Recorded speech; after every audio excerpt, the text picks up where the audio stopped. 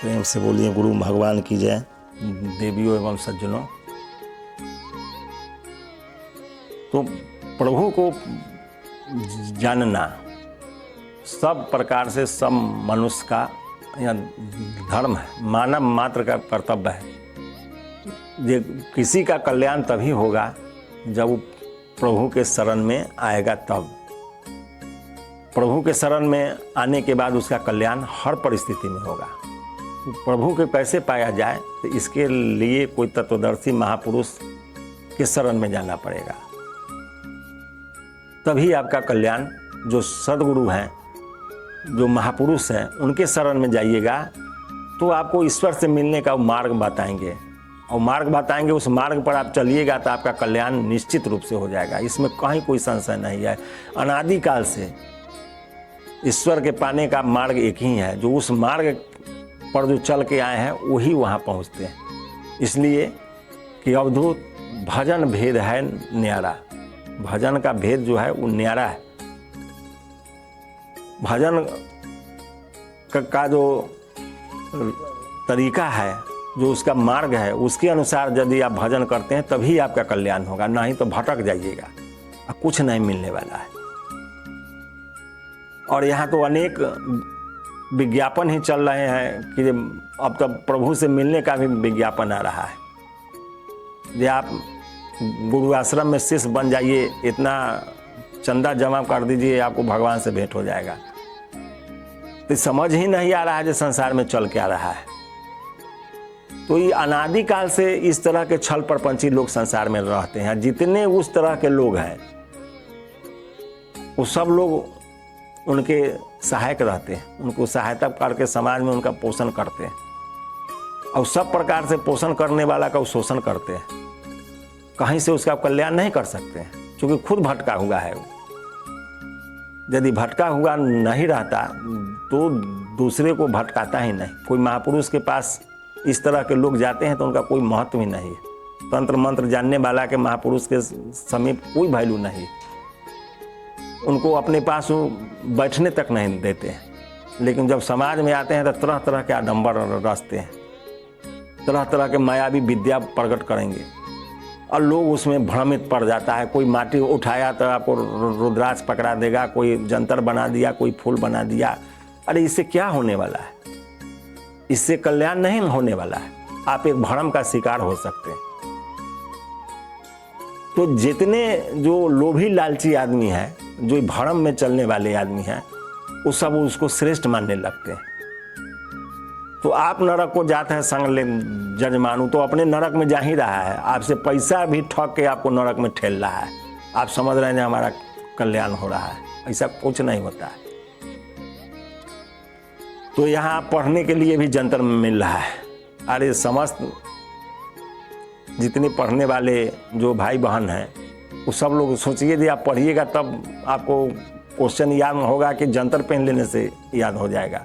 यदि जंतर पहनने से यदि मनुष्य को विद्या आ जाए, वो सफलता प्राप्त कर ले, तो सारा लोग एक एक जंतर पहन ले या सब लोग सफल हो जाए। ऐसा कभी हुआ है?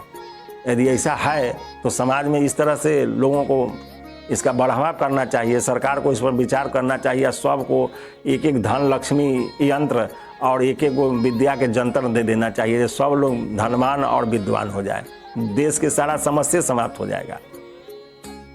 लेकिन ये चल रहा है, एक व्यवसाय है, और उसमें जितने लोभी लालची लोग हैं उसमें खूब फंस रहे हैं। तो जिसका प्रसिद्धि है वो सिद्ध नहीं है, और जो सिद्ध है वो प्रसिद्ध नहीं है। ये अनादिकाल से जो सिद्ध होते हैं वो प्रसिद्ध नहीं होते हैं, क्योंकि जो सिद्ध आत्मा है वो कहीं हिमालय के कंदरा में है, कहीं पहाड़ में है, कहीं जंगल में है। वो अपना प्रभु के ऊपर आश्रित है, उनका सारा काम हो रहा है। आनंद से जहाँ वहाँ पड़े हुए हैं, वहाँ जंगली जानवर, हिंसक, शेर, भालू सब उनके पास आता जाता है, कहीं कुछ नहीं कर रहा है। उनके पास ना कोई मंत्र है, ना जंत्र है, ना कोई तंत्र है। वो एक आस, एक विश्वास, एक प्रभु के सहारे बैठे हुए हैं। और जो जाता है उन तक यदि पहुंच गया तो उनके दर्शन करने मात्र से उसका कल्याण हो जाता है। कुछ यंत्र मंत्र नहीं करते हैं। लेकिन जितने फ्रॉड लोग जो हैं, जिनको अपना पर भरोसा नहीं है, वो अपने आप से डरते रहते हैं, अपना जान खुद बचा रहे हैं, वो दूसरे का कल्याण करने का ठेका लेके घूम रहे हैं। और हर जगह जा जा के वो अपना बता रहे हैं, जब फलाने आश्रम में गए तो उस सिद्धि पीठ में गए तो इतना जाप किए, तो इतना बलि प्रदान कर दिए। अरे उससे क्या हुआ, आपको कथी प्राप्त कर लिए, भगवान का क्या आपको पर कृपा हुआ। आप एक नकारात्मक शक्ति लेकर के भटक रहे हैं, भूत पिशाच के पूछ करके आप थोड़ा सा भौतिक शक्ति को ग्रहण कर लिए, उससे आपका विकास नहीं विनाश होगा।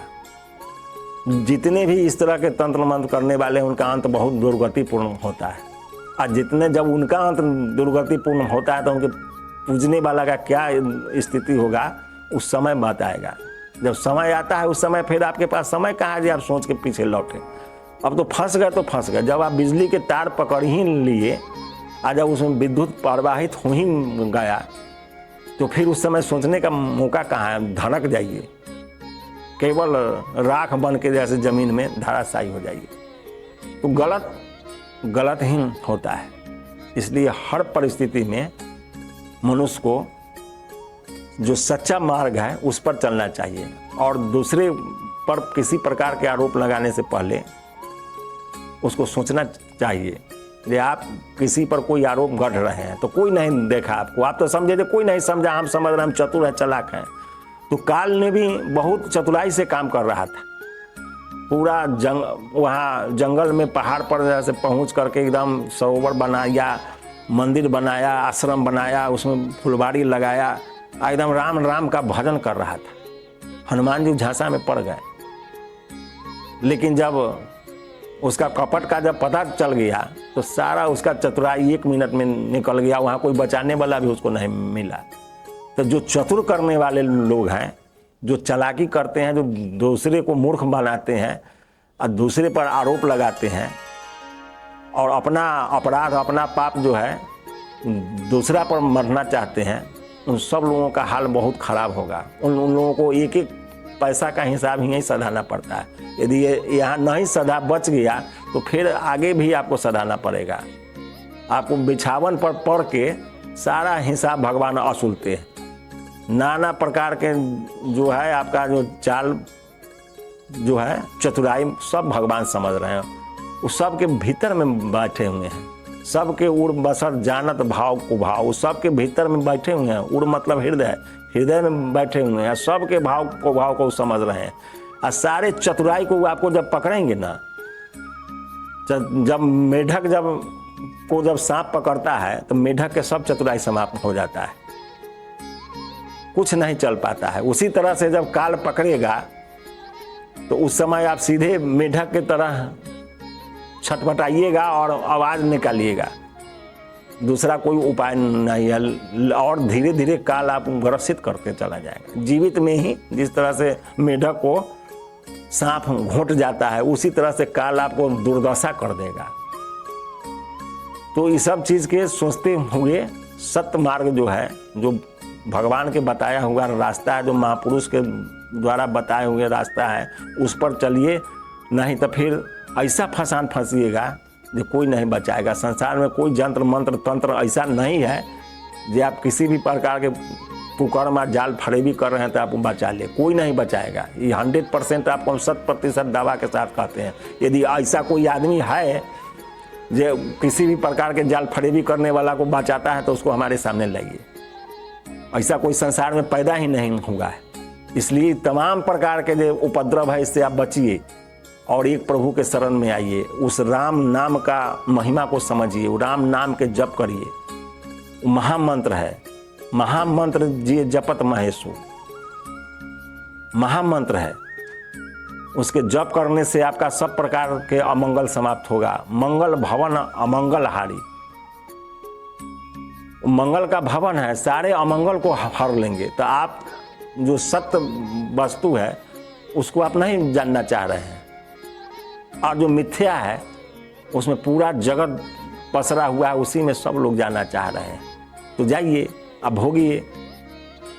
जब आदमी भोगता है तब उसको पता चलता है, उससे पहले वो अपना के बहुत चतुर और सियान समझता है। तो संसार में जो नीति के विरुद्ध चलता है, जो संविधान के विपरीत चलता है, उसको जब देश में दुर्गति हो जाता है तो जो भगवान के जो नीति है, संविधान है, उसके विपरीत चलेगा, उसका क्या हाल होगा ये कहने की बात नहीं है। यहाँ तक कुछ पैरवी भी चल जाता है, लेकिन वहाँ कुछ नहीं चलता है। वहाँ न्याय हो लात दीनानाथ कचहरिया में, वहाँ केवल न्याय है और कुछ नहीं है। उस जगह पर जब जम का डंडा जब पड़ने लगेगा तो वहाँ अकेले ही झेलना है, वहाँ कोई चतुराई नहीं आएगा, कोई चालाकी काम नहीं आएगा। इसलिए सब चालाकी और चतुराई छोड़ के प्रभु के शरण ग्रहण करिए, और नहीं तो उसका फल भोगने के लिए आप तैयार रहिए। जो करना है सो करते रहिए मनमाना आचरण में।